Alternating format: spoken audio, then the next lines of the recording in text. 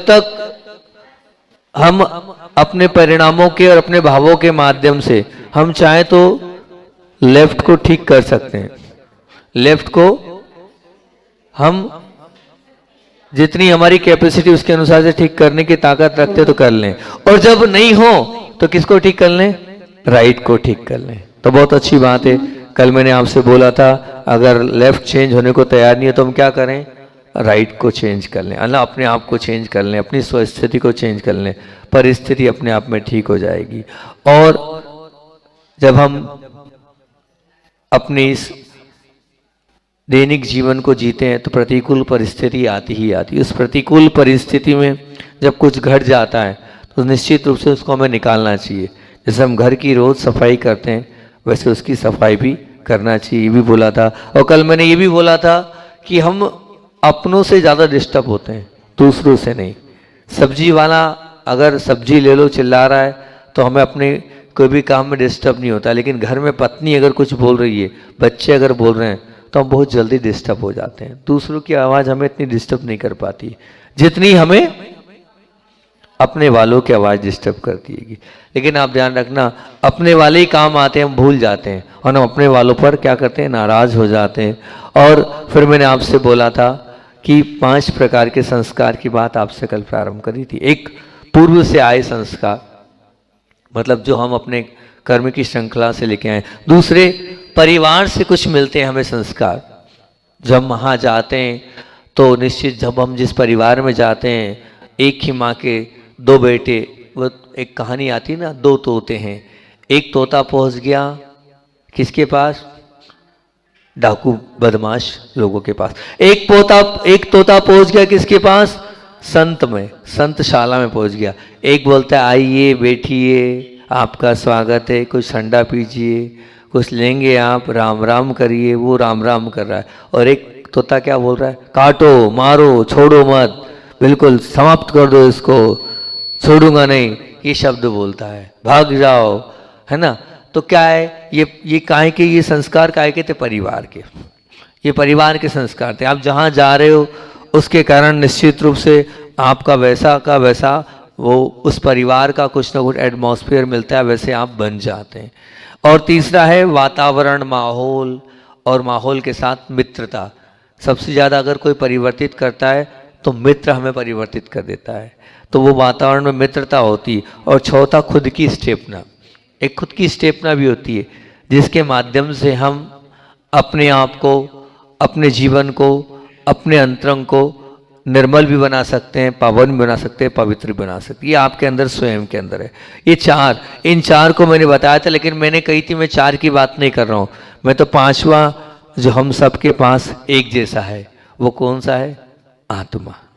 वो जो आत्मा का गुण है और वो आत्मा का संस्कार है, उस पर मैंने चर्चा करी थी। और उस आत्मा के 8 गुण बताए थे आप लोगों को। आत्मा के 8 गुण बताए थे। उन आत्मा के 8 गुणों पर मैंने कहा था आपसे चर्चा करूंगा। वो 8 गुण कौन कौन से? सबसे पहला है पवित्रता, ये आत्मा का गुण है। दूसरा है शांति, ये आत्मा का गुण है। तीसरी है प्रेम, ये आत्मा का गुण है। चौथी है शक्ति, ये आत्मा का गुण है। 5वां है सुख, ये आत्मा का गुण है। 6वां है ज्ञान, ये आत्मा का गुण है। 7वां है आनंद, ये आत्मा का गुण है। और 8वां है, याद कर लिए, 8वां है निर्विकल्पता। सच में ये 8 गुण, मैं तो कहता हूं इनको 8 कर्मों से लगा लो आप। और मैं तो कहता हूं इन 8 के सिद्धों के जो गुण होते हैं ना, सिद्धों के गुण जो होते हैं, कौन कौन से सिद्धों के गुण होते हैं अगर आपने देखा हो तो? क्षायिक सम्यक, अगुरु लघुत्व, है ना, अवगाहनत्व, ये जो गुण होते हैं, ये जो अनंत वीर्य, है ना, सूक्ष्मत्व, है ना, अनंत ज्ञान, अनंत दर्शन, जो ये 8 गुण होते हैं, इन 8 गुणों से लगा। जिनके पास ये 8 हैं, मानना ये 8 गुणों के मालिक बन जाएंगे। अगर आप उन सिद्धों के 8 गुणों के मालिक बनना चाहते हो, अरिहंतों के 4 गुणों के मालिक बनना चाहते हो, तो ये 8 कर्मों को, ज्ञानावरणी, दर्शनावरणी, मोहनी, अंतराय, इन कर्मों को क्षय करने के बाद ये 8 गुण मिलते हैं। पर मैं कहता हूं ये 8 गुण तो कर्म क्षय होंगे जब होंगे, लेकिन ये जो 8 गुण है ये आपके अंतरंग में है। और सबसे पहला गुण क्या है? पवित्रता। कौन सा गुण है? मेरी आत्मा में ये पवित्रता गुण समाहित है, मेरे अंतरंग में ये पवित्रता गुण समाहित है। और अगर मैं इस पवित्रता को खोता हूँ तो निश्चित मान के चलना मैं अपनी आत्मा को समाप्त कर रहा हूँ, मैं अपने आत्मा को गंदा बना रहा हूँ।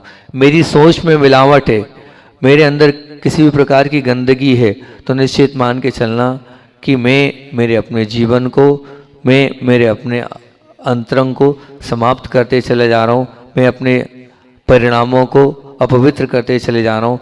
तो पवित्रता हमारे अंदर का स्वभाव है, लेकिन इस पवित्रता को हम भूल रहे हैं, इस पवित्रता को हम समाप्त करते चले जा रहे हैं। इस पवित्रता के कारण हम अपने कर्मों का बंध की श्रृंखला को बढ़ाते चले जा रहे हैं। तो निश्चित मान के चलना कि पवित्रता हमारे हाथ में है। हम अपवित्र कब बनते हैं? जब बाहरी निमित्त ऐसे मिलते हैं और बाहरी निमित्त को देखने के बाद, उन सब परिस्थितियों को समझने के बाद हमारी स्वस्थिति खराब हो जाती है और हम उन सब के कारण अपने अंतरंग की पवित्रता को समाप्त कर लेते हैं, अपने अंतरंग की पवित्रता को बिल्कुल धूमिल कर लेते हैं।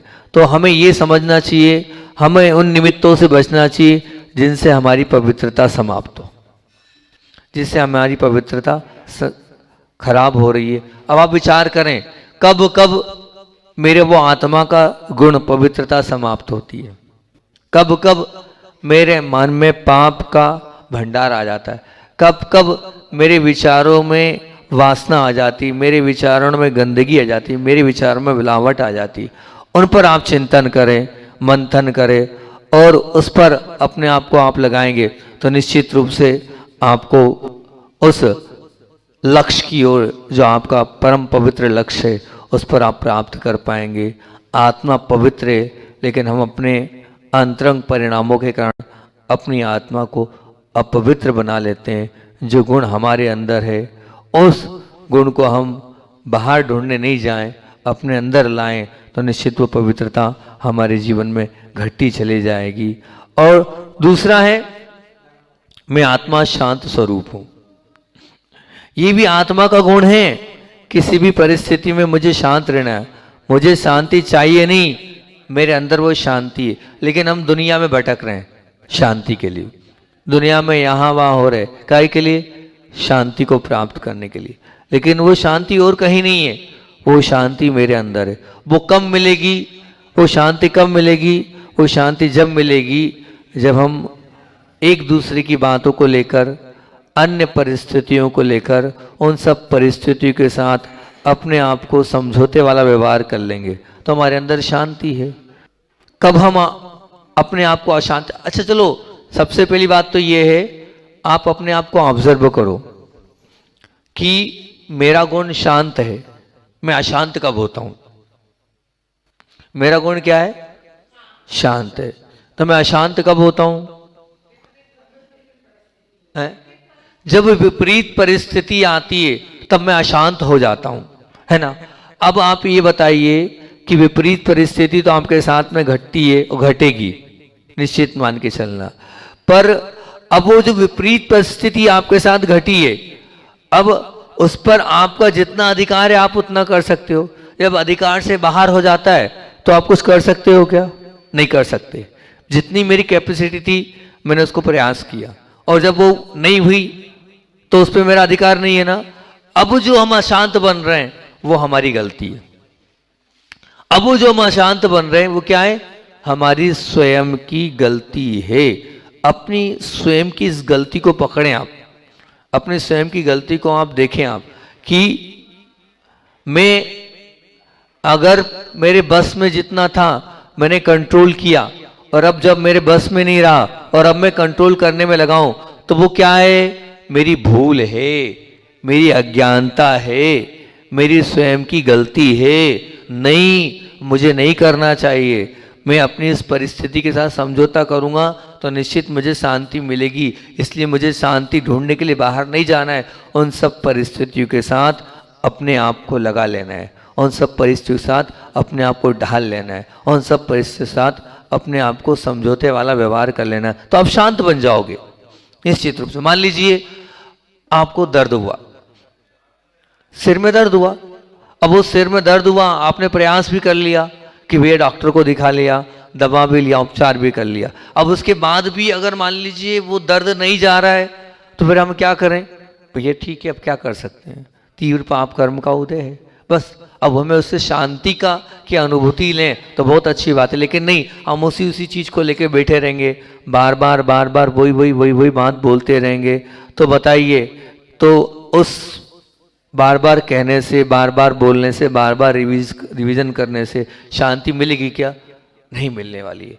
मान लीजिए आपकी पत्नी का व्यवहार प्रतिकूल है ना, अब आप पत्नी का व्यवहार प्रतिकूल तो है, आप भी समझ रहे हैं कि पत्नी का व्यवहार प्रतिकूल है, अब एक बार दो बार आपने समझा लिया, अब नहीं समझ रही है तो बात खत्म कर दो, क्योंकि अब वो समझने को सामने वाला तैयार नहीं है, तो हम क्या हो जाएं, हम अपने आप को शांत बना लें।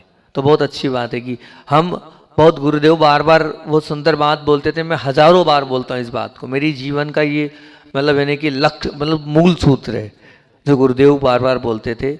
उनके आप 10 प्रवचनों में से आप एक प्रवचन, हर प्रवचन में देख लेंगे ये मिलेगा, हम किसी जीव के, हमारा किसी जीव पर क्या है, अधिकार तो है, लेकिन कितना हम कर्तव्य करें, लेकिन कर्ता ना बने। जिसके जीवन में ये लाइन गड़ गई, मान के चलना उसका जीवन शांतमय बन जाएगा। ये जो लाइन है, ये गुरुदेव की लाइन, ये सूत्र, ये महामंत्र, ये महाबीज अक्षर सच में आपके जीवन को महान बना देगा। क्या बोल रहा है कि मैं मेरा कर्तव्य करूं पर कर्ता ना बनूं। हम कर्ता बन जाते इसलिए अशांत है। अशांत क्यों है? हम कर्तापना ले आते हैं ना, इसलिए हमारी शांति खो जाती है।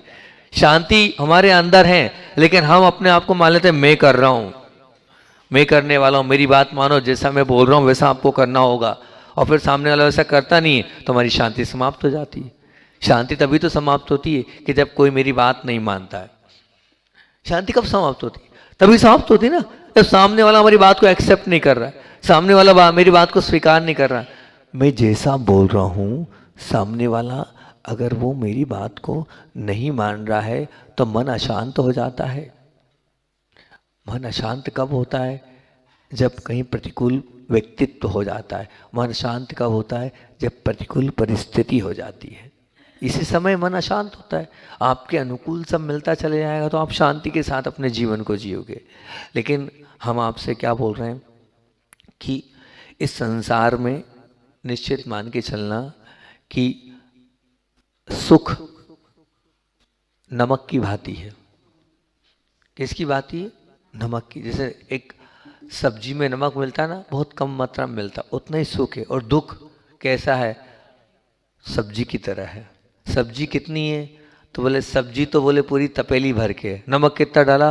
बोले 2 चुटकी, 3 चुटकी, 4 चुटकी, 1 चम्मच, 2 चम्मच।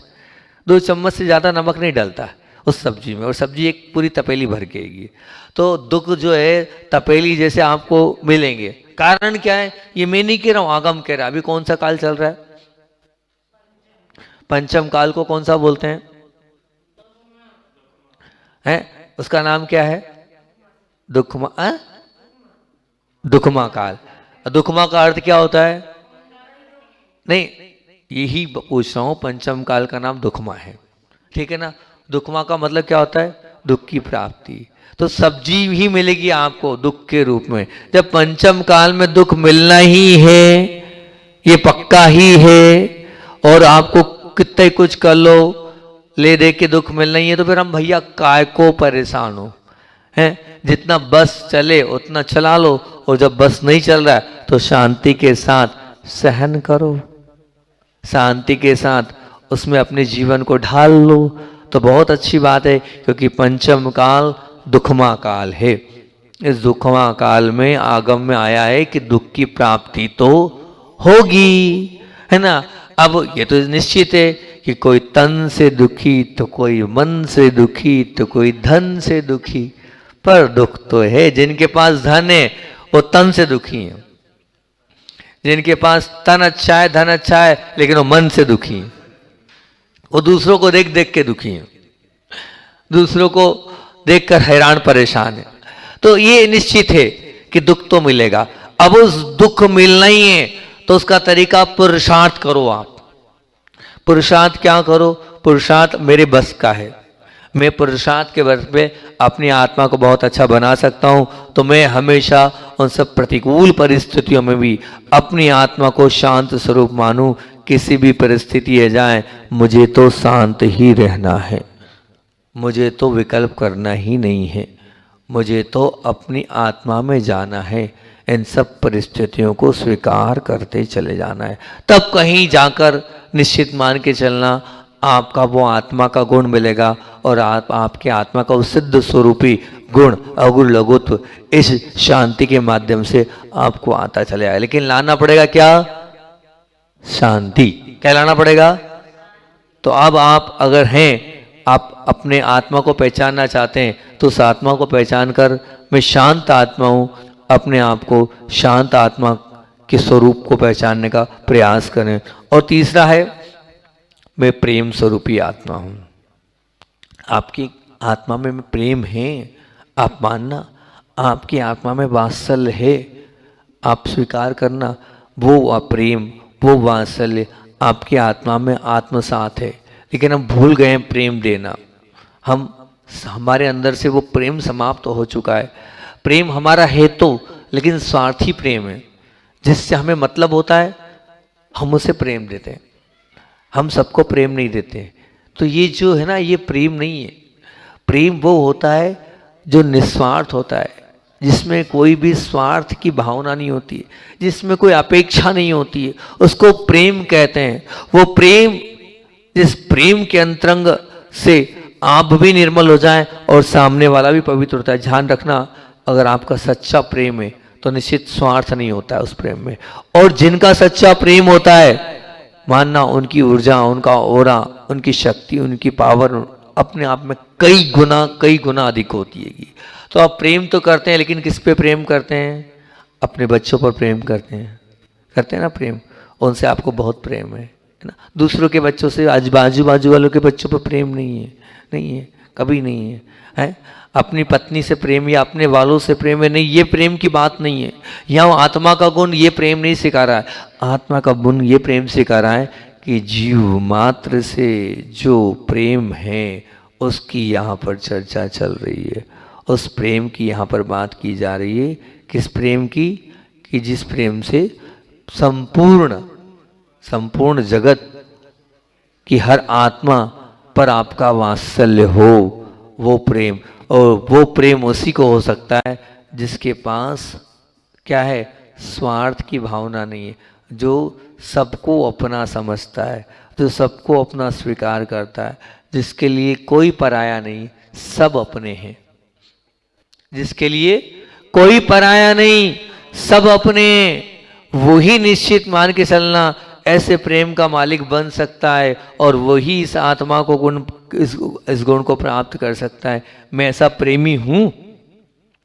क्या मैं सबको प्रेम देता हूं?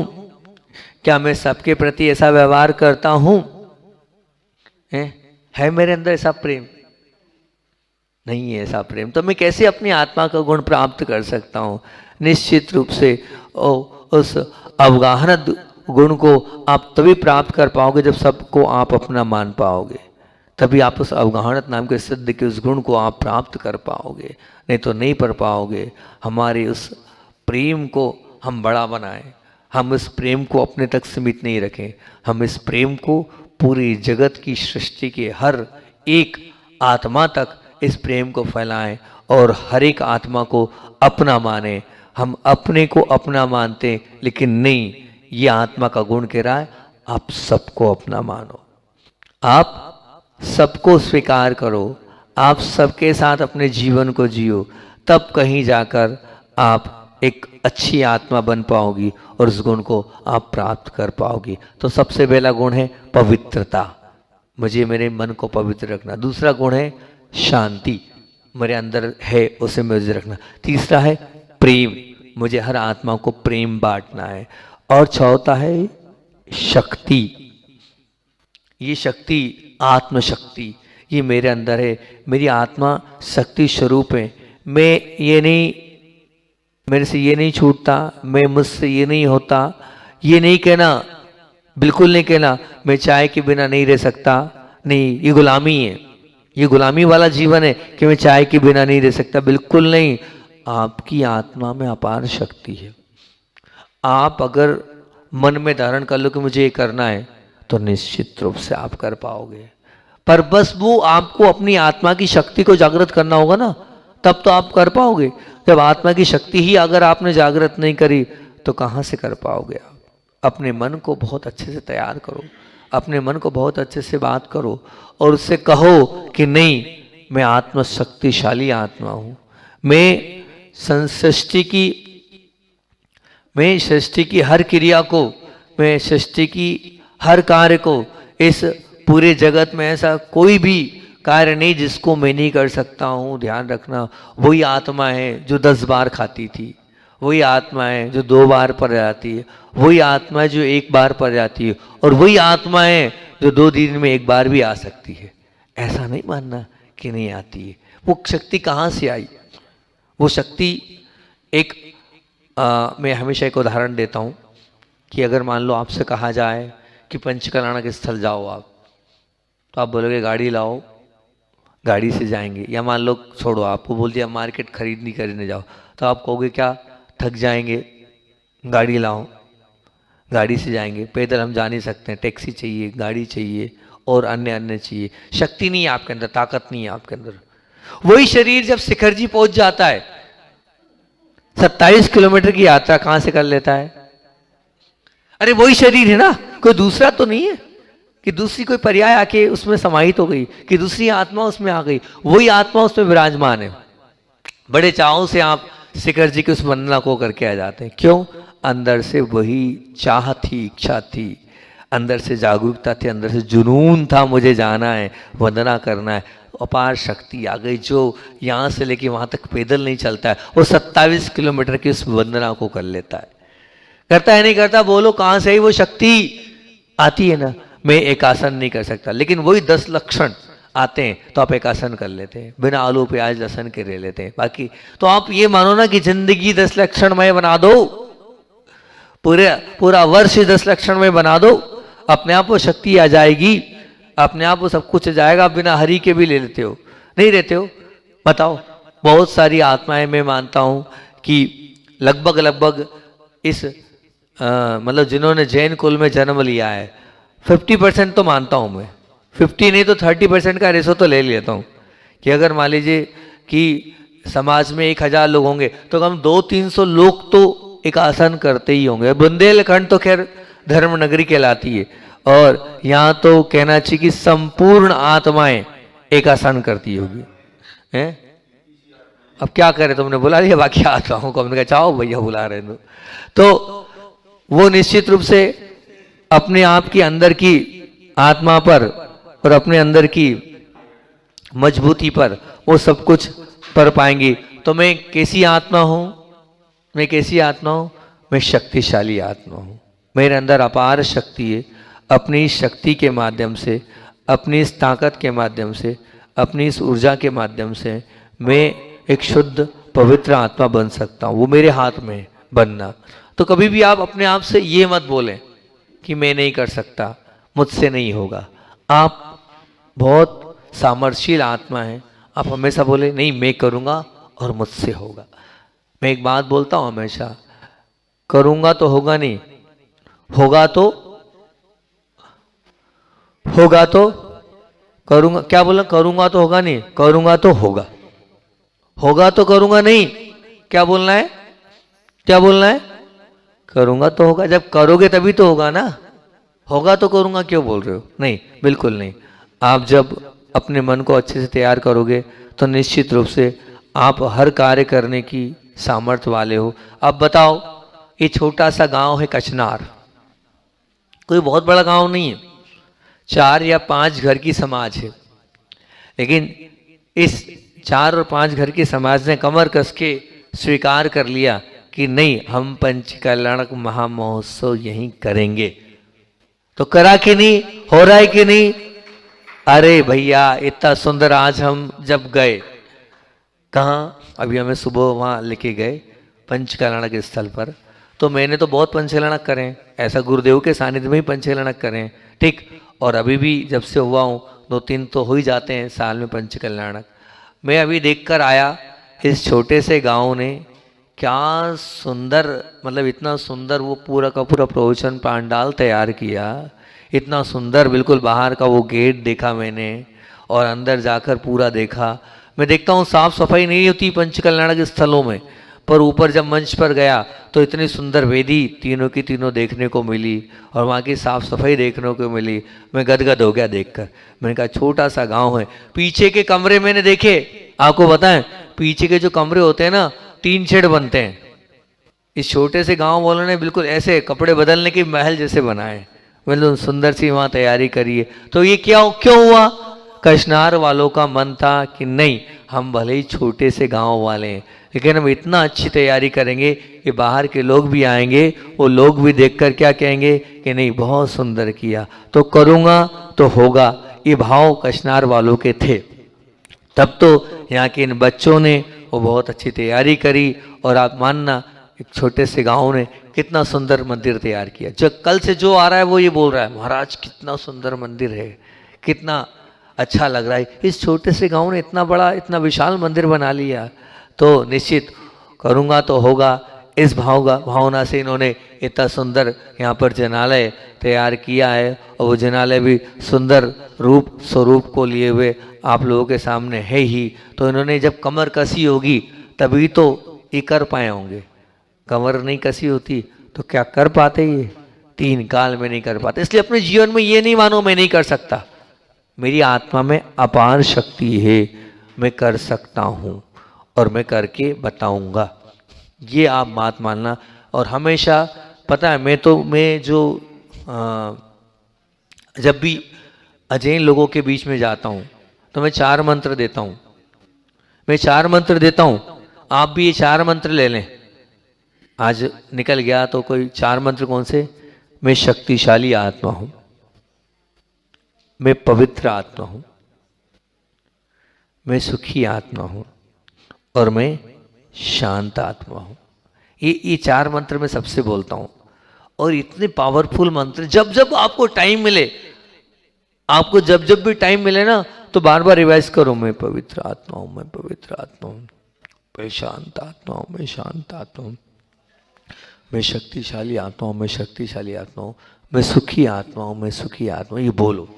जितना आप बोलोगे उतने संस्कार आपके अंदर पड़ेंगे, ये निश्चित मान के चलना। जितना आप रिवाइज करोगे इन मंत्रों को, ये मंत्र आपके जीवन के इस पूरी जीवन के तंत्र को बदल देंगे, ये जीवन के परिणामों को बदल देंगे। क्योंकि हम जो देखते हैं, हम जो बोलते हैं, हम जो सोचते हैं, उसी से हमारे परिणाम बनते चले जाते हैं। उन्हीं परिणामों के माध्यम से हमारे कर्मों का बंध होता है। वैसा ही सब कुछ हमें अपने आप मिलता चला जाता है। तो निश्चित रूप से हम कैसी आत्माएं? 4 गुण हो गए, अब 4 गुण और रह गए।